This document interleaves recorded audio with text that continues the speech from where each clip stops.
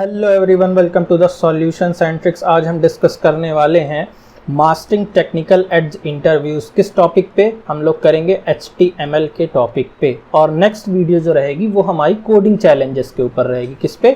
HTML पे base रहेगी। जो ये क्वेश्चंस हैं ये बेसिकली जो है इंटरव्यूज़ में पूछे जाते हैं, तो आई होप ये आपके लिए हेल्पफुल रहने वाला है। तो चलिए शुरू करते हैं। सबसे पहला क्वेश्चन है, what is HTML and what does it stand for? तो HTML क्या है? तो HTML सबसे पहले तो ये याद रखना, इसका फुल फॉर्म है हाइपर टेक्स्ट मार्कअप लैंग्वेज। और ये किस लिए यूज आती है?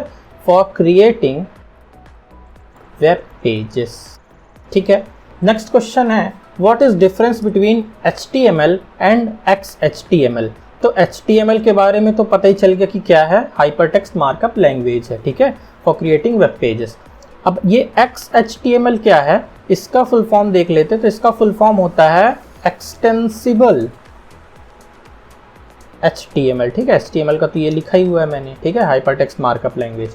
अब दोनों में जो डिफरेंस क्या होता है? डिफरेंस बेसिकली देखो, दोनों ही वेब पेज क्रिएट करने के काम में आते हैं। ठीक, दोनों ही वेब पेज बनाते हैं।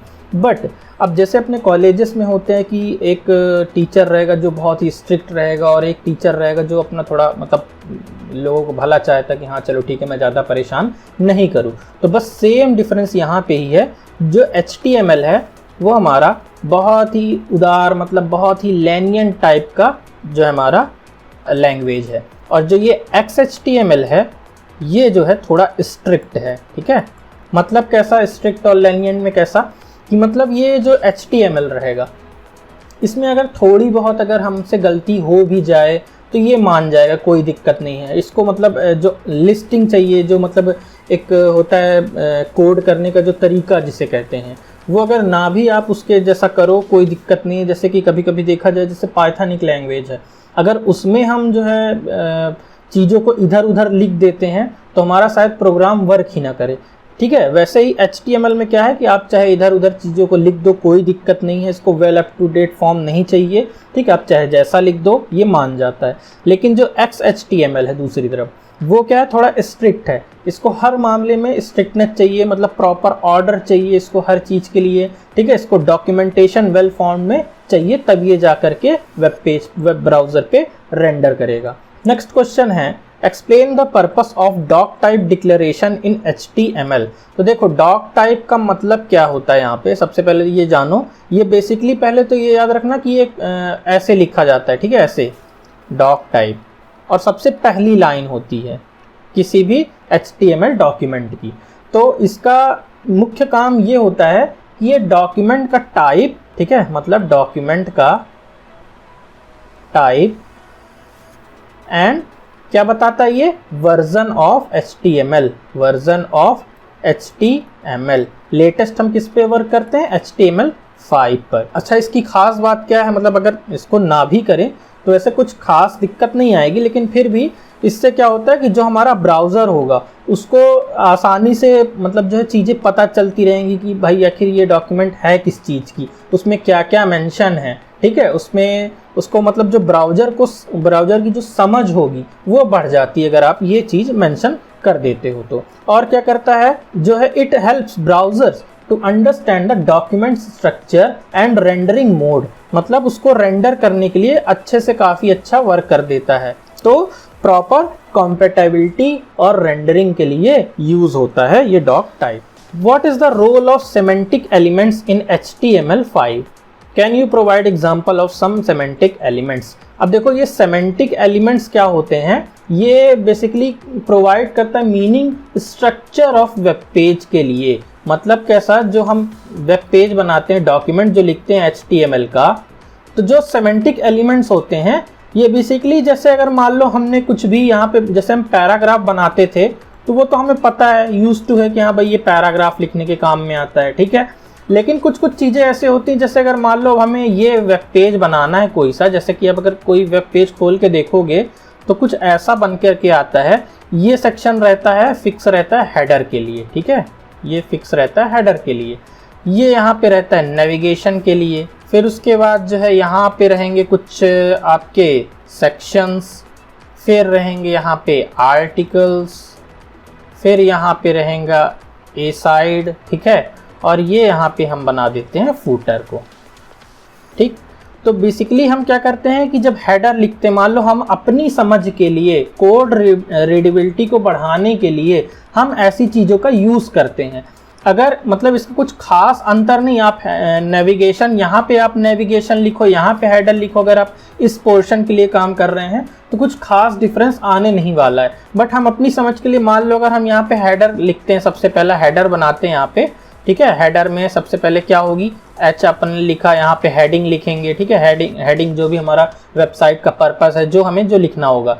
फिर होता है नेविगेशन बार, ठीक है, जैसे अबाउट लिखते हैं जहाँ पे, ठीक है, और contact us, log in log out जो बनाते हैं तो वो यहाँ पे बना रहता है। फिर प्रॉपर सेक्शंस होते हैं, यहाँ पे कुछ इमेज डिस्प्ले हो रही होती है। फुटर यहाँ पे कुछ डिस्प्ले कर देते हैं कि मतलब कोई अगर ग्रीवेंस है या कंप्लेन है तो आप इस मेल में जा करके कर सकते हैं, ऐसा कुछ बनाते हैं अपन वेबसाइट, अगर आप कोई खोल कर देखोगे तो अब जब हम इसमें CSS की फाइलिंग जब करेंगे, CSS कास्केडिंग स्टाइल शीट जब हम करेंगे इसको और अपनी वेबसाइट को जब खूबसूरत बनाएंगे, तो क्या होगा ना, जब हम यहाँ पे काम कर रहे होंगे, जनरली क्या होता है कि हम लोग यहीं पे सारी चीज़ कर देते हैं, बट वो राइट वे नहीं है।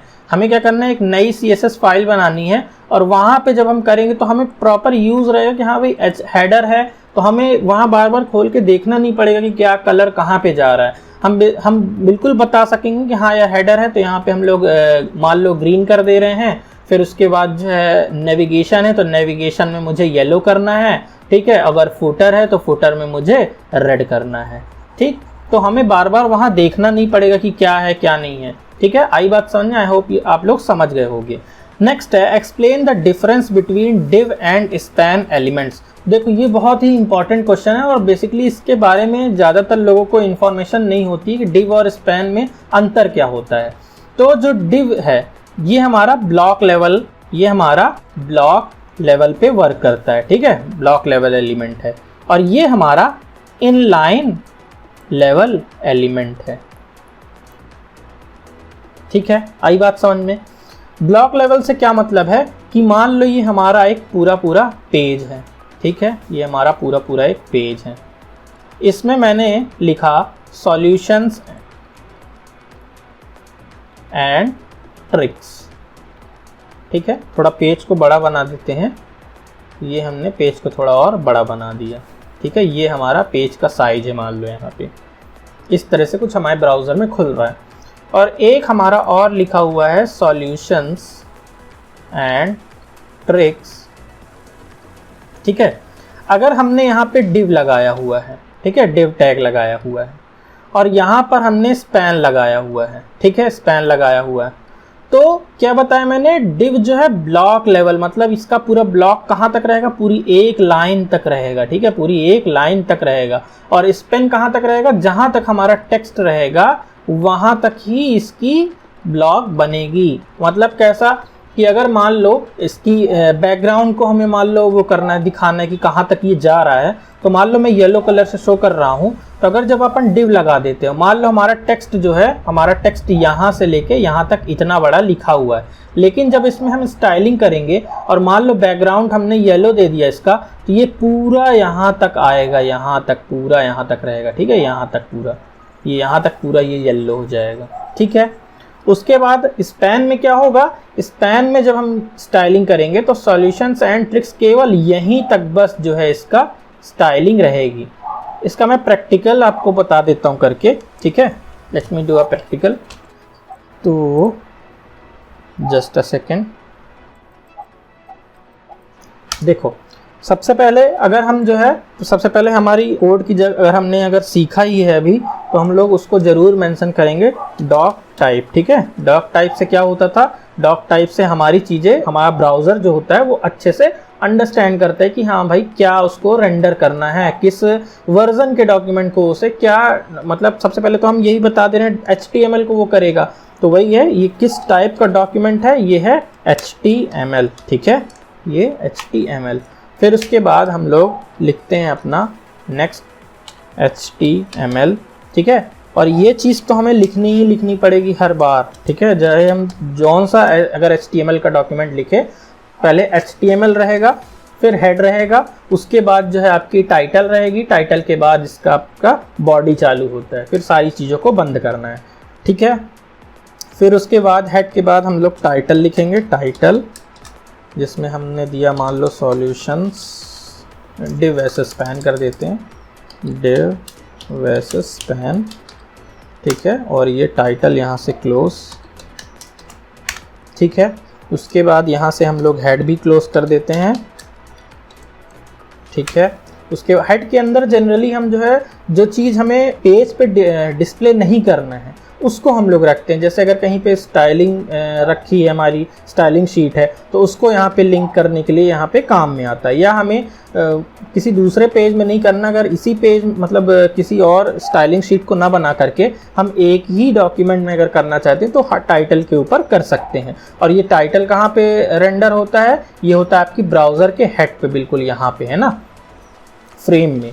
फिर उसके बाद हमारा चालू होगा यहाँ पे बॉडी, फिर उसके बाद हेडिंग देंगे हम लोग, बॉडी को भी अभी क्लोज कर देते हैं, चलो ठीक है, ये बॉडी। फिर उसके बाद हमारा और क्या क्लोज होगा, हमारा क्लोज होगा HTML, ठीक है, ये हो गया। जो भी हमें लिखना होगा वो हमें बॉडी के अंदर ही लिखना है, ठीक है। तो सबसे पहले हम लोग रेंडर करके देखते हैं कि ये हो रहा है रन कि नहीं हो रहा है, ठीक है।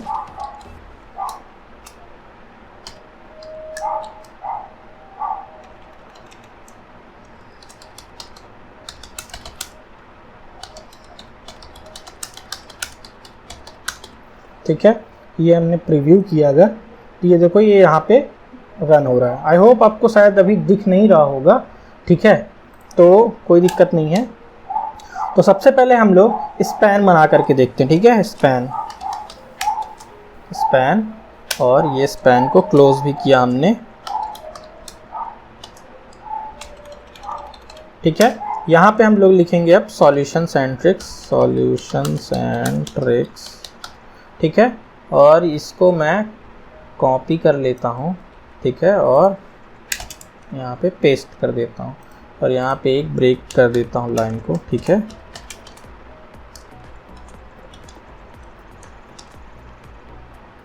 और इधर पे कर देते हैं हम लोग डिव,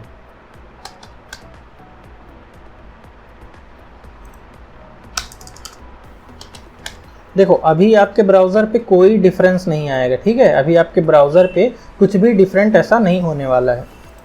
ये देखो वैसा का वैसा ही लिखा हुआ है, ठीक है। अब हम इसमें थोड़ा सा स्टाइलिंग कर देते हैं, तो अब अपन को अंतर दिखेगा कि अंतर कहाँ पे आता है, ठीक है। तो हम लोग यहाँ पे लगाएंगे स्पैन में स्टाइल, ठीक है, और इक्वल टू बैकग्राउंड कलर, ठीक है। और ये रहेगा हमारा लाइट ग्रीन, चलो कर देते हैं लाइट ग्रीन, ठीक है। ये हमने यहाँ पे कर दिया है, और यहाँ पे ये भी होगा, अपन कोटेशन भूल गया, ठीक है।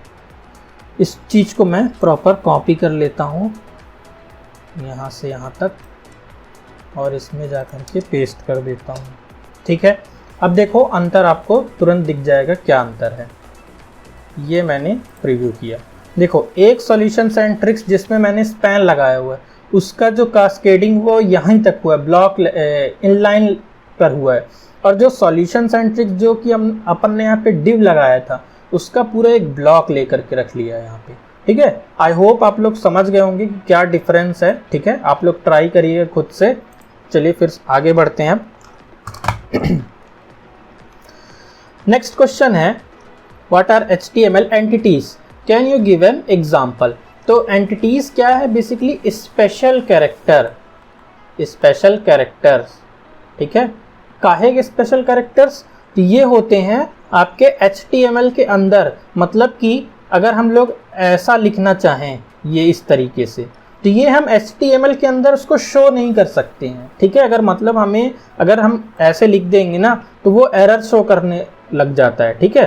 तो हम लोग ये स्पेशल कैरेक्टर हो गया HTML के लिए। ठीक है, क्योंकि रिजर्व्ड कैरेक्टर है। तो इसके लिए, इसको दिखाने के लिए हम लोग जो है कुछ एंटिटीज का यूज करते हैं, जिसको अगर हमें इस तरीके का करना है, लेस देन का जो है अगर साइन डिस्प्ले करना है तो उसमें क्या कर देंगे, एंड LT और ये बंद। इस तरीके से हम लोग कुछ बना पाएंगे लेस देन साइन को। इसी तरह और भी बहुत सारे साइंस होते हैं, जैसे कि ये देख लो, नॉन ब्रेकिंग स्पेस। अगर आप लोग अपने HTML कोड में एक स्पेस दोगे तो चलेगा, बट अगर बहुत सारा स्पेस दे देते हो, अगर मान लो जैसे यहाँ पे आए हम, ठीक है, यहीं पे आया अगर मैं, और यहीं पे अगर मैं जो है, देखो इसमें अगर मैंने जो है ये जो सॉल्यूशंस एंड ट्रिक्स है, इसमें मैंने बहुत सारा स्पेस दे दिया, बहुत सारा स्पेस। शायद यहाँ पे वर्क कर जाए, क्योंकि ये इसका VS कोड में मैं नहीं रन कर रहा हूँ। देखते हैं, हाँ देखो यहाँ पे भी ये चीज़ नहीं हुई। मैंने कितना सारा स्पेस दिया लेकिन वो चीज़ यहाँ पे वर्क नहीं हुआ। उसके लिए हमें क्या यूज़ करना पड़ता है, उसके लिए अभी मैंने आपको बताया है। यहाँ पे अगर मान लो हमें यहाँ पे खूब सारे स्पेस देने हैं तो एंड NBSP और ये ब्रैकेट क्लोज, और इसी को हम लोग बहुत बार कॉपी करेंगे कम से कम, तब हमें जितनी बार हम लोग करेंगे उतनी बार हमें मिल जाएगा स्पेस। अब देखो प्रीव्यू करके देखते हैं, ये देखो स्पेस हमें मिल चुका है। ठीक है, आई होप आप लोग समझ गए होंगे। तो इसी तरीके से बहुत सारे हैं, आप लोग देख सकते हो यहाँ पे ये है non breaking space NBSP, less than का एंड LT, ठीक है, ग्रेटर देन ये और %, ठीक है। इसके आप एंटिटी नंबर भी लिख सकते हो, ये नंबर आप डालोगे इस तरह लिख करके तो यही चीज़ आपको वो NBSP ही टाइप होगा अंदर जा करके, ठीक है वो। और अगर आप इसकी जगह ये टाइप करोगे तो ये जो है बन जाएगा। इसी तरीके से ये बहुत सारे साइंस हैं, ठीक।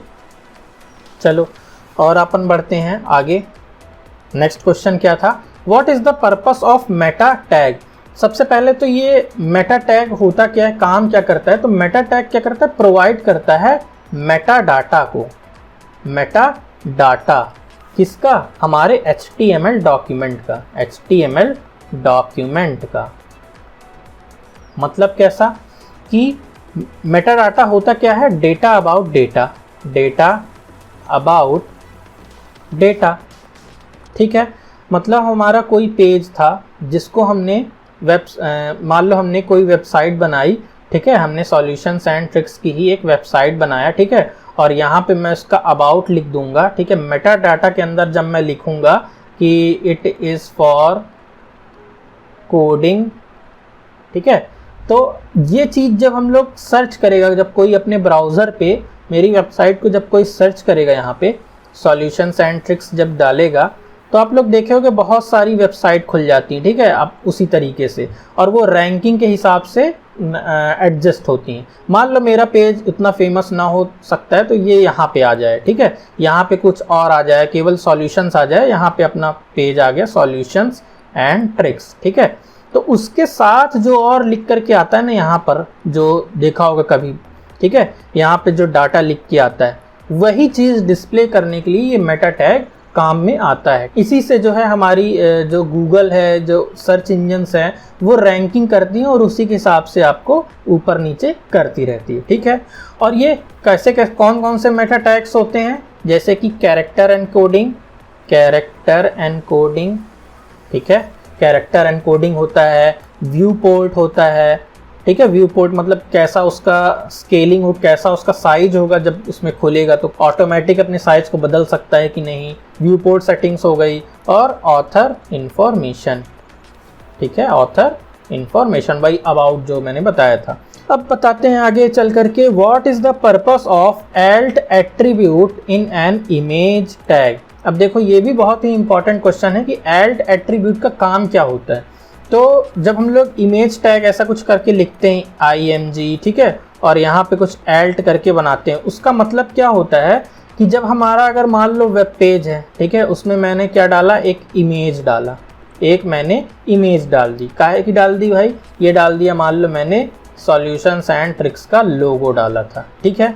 अब मैं जब सॉल्यूशंस एंड ट्रिक्स का लोगो जब यहाँ पे मैं alt में ये लिख दूंगा, alt में जाकर ST लोगो कर दूंगा, मान लो कभी कभी ऐसा होता है कि हमारा वेब पेज अपनी स्पीड इतनी तेज नहीं है, तो क्या होगा कि वहाँ पे वो इमेज लोड नहीं हो पाती। कभी देखो छोटी सी ऐसी इमेज बस बन जाती है, वो खुलती नहीं है। उसकी जगह अगर मान लो मैंने ये खाली रखा है तो वहाँ पे कुछ भी लिख करके नहीं आएगा। लेकिन अगर मैंने ये ST लोगो लिख दिया तो वो वहाँ पे ST लोगो ऐसे कुछ करके डिनोट करता रहेगा कि यहाँ पे ST लोगो था, जो कि आप किसी कारणवश आपके जो है ब्राउज़र पे वो लोड नहीं हो पाया है, या मैंने अपना ही जो ये सर्वर पे मैंने ये ST लोगो डाला था वो डिलीट कर दिया, बाय चांस कहीं और किसी और फोल्डर पे डाल दिया, तब ये ऐसी चीज़ें हो जाती है। अब इसका काम क्या होता है? इसका काम तो सबसे पहले यही है एक्सेसिबिलिटी। अगर मान लो जब मैंने कोड में देखा कि अरे यार मेरा ST लोगो है ही नहीं, वहाँ पे दूसरे फोल्डर में जा चुका है, तो मैं वहाँ पे सीधे आऊँगा अपने कोड में, सीधे ढूंढूंगा एल्ट टैग को, ठीक है। एल्ट टैग में आऊँगा और एल्ट टैग में वहाँ पे लिख दूंगा कि अभी मान लो अभी उसमें प्रोसेस चल रहा है, अभी वो चीज़ नहीं हो रही है। या अगर मान लो इमेज जौन सी थी कि डिव टैग के अंदर ऐसा कुछ था, मुझे अपनी ही इंफॉर्मेशन डालना कि ये यहाँ पे डाल रखी हुई थी, अभी अगर मैं एज अ बिगनर हूँ तो वो सारी चीज़ों की एक्सेसिबिलिटी को दे देता है। और उसके बाद जब इमेज फेलियर होता है तब काम आता है, और जो है सर्च इंजन के भी काम में आता है। अगर मान लो कोई ST लोगो सर्च करता है अपने, जैसे आप जा कर के गूगल पे सर्च करते हो ना कोई भी इमेज कि मुझे भाई दे दो SRK की इमेज दे दो, तो वो SRK की इमेज तो देता ही देता है। फिर उसके बाद जब आप क्लिक करते हो तो वो प्रॉपर उस वेबसाइट पे चले जाता है। उस वेबसाइट का ये तो मतलब नहीं था कि वहाँ पे srk.com ही लिखा हो, कुछ भी हो सकता है। वहाँ पे हो सकता है मान लो mtv.com की वेबसाइट थी, उसमें SRK की पिक्चर थी, तो आपने SRK यहाँ पे सर्च किया तो वो आपको कहाँ पहुँचा दिया? MTV के इस वेबसाइट पे पहुँचा दिया। तो यही काम आता है, सर्च इंजन को भी बढ़ाता है ये, ठीक है, सर्च इंजन ऑप्टिमाइजेशन के काम में। नेक्स्ट क्वेश्चन क्या है? What is the basic structure of HTML document? Another important question। तो सबसे पहले मैंने क्या बताया था, सबसे पहली लाइन कहाँ से चालू होती है? डॉक टाइप लिखने से। तो ये आएगा अपना डॉक टाइप, ठीक है। इसको बेसिकली हम लोग कैपिटल में लिखते हैं, तो ये लिखेंगे हम लोग कैपिटल में डॉक, फिर टाइप, डॉक टाइप HTML, जो कि बताएगा कि ये किस काम में आ रहा है, ठीक है, मतलब ये डॉक्यूमेंट किससे रिलेटेड है।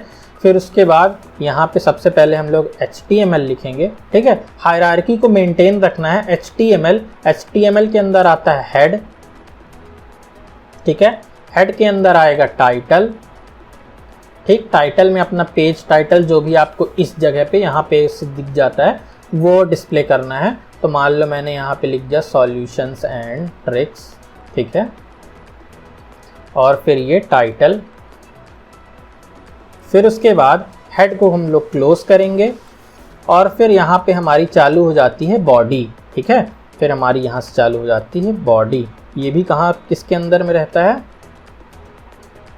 ये भी हमारा HTML के अंदर ही रहेगा, ठीक है।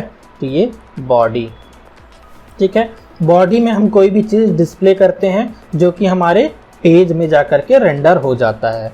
और यहाँ पे हम लोग बॉडी को क्लोज करेंगे, फिर उसके बाद HTML को क्लोज करेंगे।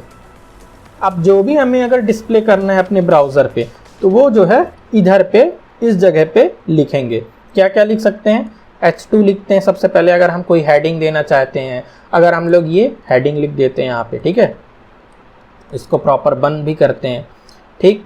फिर उसके बाद जो है हेडिंग के बाद पैराग्राफ दे देते हैं कि दिस कुछ भी डाल दिया हमने, ठीक है, पैराग्राफ को बंद कर दिया हमने। तो ये कुछ चीज़ें होती हैं, ये स्ट्रक्चर है प्रॉपर HTML डॉक्यूमेंट का। आगे, how can you create a hyperlink in HTML and what attributes are commonly used. तो देखो HTML में हम लोग हाइपर लिंक कैसे बनाते हैं, तो हम लोग एक याद रखिएगा एंकर टैग के हेल्प से, ठीक है। ये भी बहुत इंपॉर्टेंट क्वेश्चन है, एंकर टैग के मदद से, ठीक है। बेसिकली ये एलिमेंट है, ठीक। तो इसमें और होता क्या क्या है, इसमें एक चीज़ ये रहती है, एंकर के बाद ये लिखते हैं हम लोग और फिर HREF यानी कि हाइपर लिंक रेफरेंस कहाँ का देना है। तो ये यहाँ पे जो भी आप डालोगे ना वहीं पे जा कर के हमारी वेबसाइट खुलेगी। देखो फॉर एग्जांपल अगर मैं बताऊं कि सबसे पहले तो अपन और कुछ इसकी बेसिक और इन्फॉर्मेशन देख लें, तो ये हाइपर लिंक जो होती है ये दो तरीके से होती है। एक होती है एब्सोल्यूट और एक होती है हमारी रिलेटिव। दोनों में अंतर क्या है? एब्सलूट में जब आप जैसे कोई अगर आप ये वेब पेज में गूगल लिखा हुआ है और यहाँ पे मान लो सबसे पहले इसको देखो, जब आप जाके गूगल को खोलोगे तो ये किसी दूसरे विंडो पे जा करके आपका ये गूगल का पेज खोल देगा, ठीक है। मतलब कहीं और वो चीज़ है, दूसरी जगह है, ठीक है, या हो सकता है यहीं पे इसी पेज पे खोल दे, ठीक है, लेकिन वो किसी और दूसरी जगह जा करके खोल देगा। रिलेटिव का मतलब क्या होता है? रिलेटिव मतलब कि वो रिलेटेड है। मतलब अगर मान लो जैसे कभी कभी आप देखते हो ना, यहाँ पे ऐसे कोई एक बटन रहेगी जिसमें लिखा रहता है टॉप और यहाँ पे आप डाल देते हो बॉटम, तो जैसे ही यहाँ पे क्लिक करोगे तो आप बिल्कुल पेज के बीच में आ जाओगे, यहाँ पे क्लिक करोगे तो आप बिल्कुल पेज के ऊपर पहुँच जाओगे। तो ये होता है रिलेटिव का मतलब, ये रिलेटिव लिंकिंग होती है। अब इसका एग्जाम्पल देख लो कैसे हम लोग जो है लिंकिंग करते हैं। तो सबसे पहले हम लिखते हैं ए, फिर HREF, फिर जहाँ पे भी हमें अपनी वेबसाइट को पहुँचाना है, मान लो HTTPS हम लोगों ने ले लिया www ऐसे www.google.com, ठीक है, google.com, ठीक। और यहाँ पे जो हम लोग बंद करेंगे इसको, ये हम लोग ऐसे बंद करेंगे इसको, ठीक है, ऐसे। अब जो इसके बीच में लिखेंगे यहाँ पे, ठीक है, इसके भी एक बार मैं फिर से इसको लिख देता हूँ ताकि अच्छे से आपको क्लियरिटी रहे। सपोज ये हमारा है, सबसे पहले हम लोग लिखेंगे ए, फिर लिखेंगे HREF, फिर हम लोग ये क्या है, हाइपरलिंक रेफरेंस, फिर उसके बाद जहाँ पे हमें पहुँचाना है, कहाँ पे पहुँचाना है, हमें पहुँचाना है HTTPS ये, और फिर ऐसे / बोलते हैं इसको www.google.com, ठीक है। यहाँ पे हमारी वेबसाइट को पहुँचाना है और फिर उसके बाद यहाँ पे हम लोग लिखेंगे गूगल और यहाँ पे फिर इस चीज़ को हम लोग क्लोज कर देंगे, ठीक है, हम लोग यहाँ पे क्लोज कर देंगे। इसको किसी और पेन से लिख लेते हैं, गूगल। अब देखो जो आपके ब्राउज़र में है, जो आपका ब्राउज़र रहेगा, ब्राउज़र ये खुला है आपका ब्राउज़र, ठीक है, तो ब्राउज़र में चीज़ें क्या शो हो रही होगी, केवल ये गूगल शो हो रहा होगा वहाँ पे, गूगल, और ये अंडरलाइन रहेगी, यानी कि लिंक्ड है वो पेज कहीं से। जब आप इसमें क्लिक करोगे तो ये पर्टिकुलर इस रेफरेंस पे चला जाएगा, ठीक है। आपका फिर हो सकता है दूसरे पेज पे या उसी पेज पे खुल जाएगा आपका ये www.google.com। और इसमें क्या होता है, टारगेट भी आप दे सकते हो कि ये जो मैं कह रहा हूँ कि किसी दूसरे, जैसे आपने ये ब्राउज़र है, ब्राउज़र पे जैसे ही आपने गूगल क्लिक किया तो हो सकता है गूगल का पेज इसी पेज पे खुल जाए, या हो सकता है कोई नए विंडो पे आपका जा करके गूगल खुल जाए। उसको कैसे करते हैं हम लोग, उसको करते हैं हम लोग टारगेट के हेल्प से। कैसे, जैसे कि हम लोग अगर मान लो ये यहीं पे ये वेबसाइट थी हमारी, ठीक है, और इस वेबसाइट के आगे हमें एक और एट्रीब्यूट दे दे। यहाँ पे अगर मैं दे देता हूँ HREF के बाद यहाँ पे और मैं एक चीज़ क्या लिख दूँ, यहाँ पे लिख देता हूँ मैं टारगेट। और टारगेट कैसा देना चाहते हो, टारगेट देना चाहते हो दो तरीके के हमारे पास टारगेट है, यहीं किसी के अंदर हम लोग टारगेट लिखेंगे। दो तरीके के टारगेट होते हैं, एक होता है ब्लैंक सेल्फ, ब्लैंक और सेल्फ। तो ब्लैंक में क्या होता है और सेल्फ में क्या होता है, ब्लैंक में opens in a new tab और विंडो, ठीक है, न्यू टैब और विंडो। और ये क्या करेगा, सेम पेज पे, ठीक है,